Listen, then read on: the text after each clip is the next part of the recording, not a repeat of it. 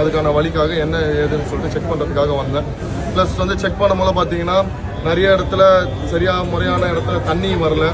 அதாவது pipe lines, அதுக்கப்புறம் அந்த டேப் எதுவுமே வந்து சரியா இல்லை. எல்லாமே பிளாஸ்டிக் பொருள் போடும் போல எஸ்எஸ்ல ஸ்டீலில் போட்டிருக்காங்க இந்த ஹாஸ்பிட்டல் கட்டும் போல. ஆனால் இப்போ இருக்கிறது எல்லாமே பார்த்தீங்கன்னா பிளாஸ்டிக்ஸில் இருக்குது.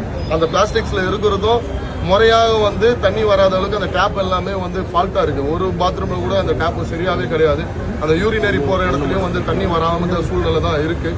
அவங்க வந்து கேட்டதுக்கு வந்து இந்த மாதிரி தண்ணி வரல, பிடபிள்யூலாம் நாங்கள் சொல்லியிருக்கோம் கொடுறோன்றாங்க. இமீடியட்டாக அதுக்கான விஷயங்கள்லாம் பார்த்துட்டு உடனடியாக நடவடிக்கை எடுக்க சொல்லியிருக்கேன். நடவடிக்கை எடுக்கலைன்னா சட்டமன்ற உறுப்பினர் இருக்கிற நான் வந்து எல்லாத்துக்கும் நடவடிக்கை எடுக்க போகிறேன். ஸோ அதனால தான் இப்போ இன்றைக்கி வந்து பார்த்துருக்கேன்.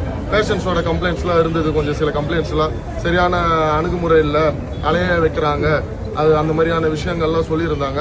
ஸோ அதுக்காக வந்து டாக்டர்ஸ் கிட்ட எல்லாம் கூப்பிட்டு அவங்களுக்கு இன்ஸ்ட்ரக்ஷன் சொல்லியிருக்கேன். பேஷண்ட்டாக தான் மதிக்கணும், ஒருமையில் பேசக்கூடாது,